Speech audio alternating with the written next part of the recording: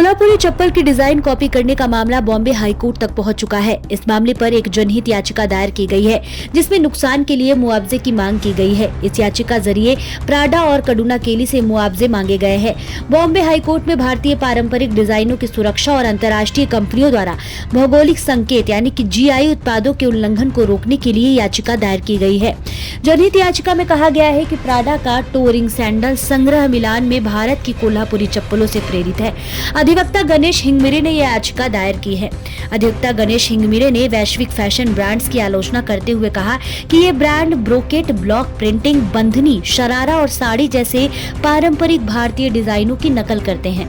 इस याचिका में कोर्ट की निगरानी के बिना प्राडा और शिल्पकार संगठनों के बीच सह ब्रांडिंग, क्षमता निर्माण और सहयोग की मांग की गई है, ताकि राजस्व एकत्र किया जा सके। जनहित याचिका में यह भी कहा गया है कि इस मामले में कानूनी आदेश अंतर्राष्ट्रीय कंपनियों को भारतीय GI उत्पादों की नकल या पुनरुत्पादन से रोक सकेगा।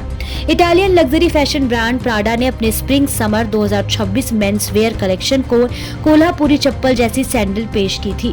प्राडा ने मिलान फैशन शो में इस सैंडल को प्रदर्शित किया। ये चप्पलें महाराष्ट्र और कर्नाटक के पारंपरिक हस्त निर्मित कोल्हापुरी चप्पलों से हूबहू मिलती जुलती थी, लेकिन प्राडा ने भारत या इसके कारीगरों को डिजाइन का श्रेय नहीं दिया। इन सैंडल्स की कीमत करीब 1 से 1.5 लाख रुपए रखी गई है, जबकि स्थानीय कारीगर इन्हें 300 से 1500 रुपए में बेचते हैं।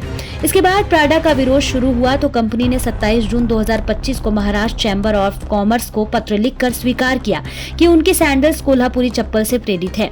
प्राडा के corporate social responsibility head Lorenzo Bertelli ने कहा कि वे भारतीय कारीगरों के साथ सहयोग के लिए तैयार है और डिजाइन अभी प्रारंभिक चरण में है। कोल्हापुरी चप्पल का निर्माण 12वीं शताब्दी में शुरू हुआ था।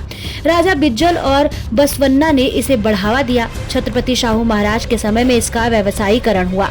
यह चप्पल पूरी तरह से हाथ से ही बनाई जाती है। इनमें वनस्पति, टैन, चमड़े और प्राकृतिक रंगों का इस्तेमाल होता है।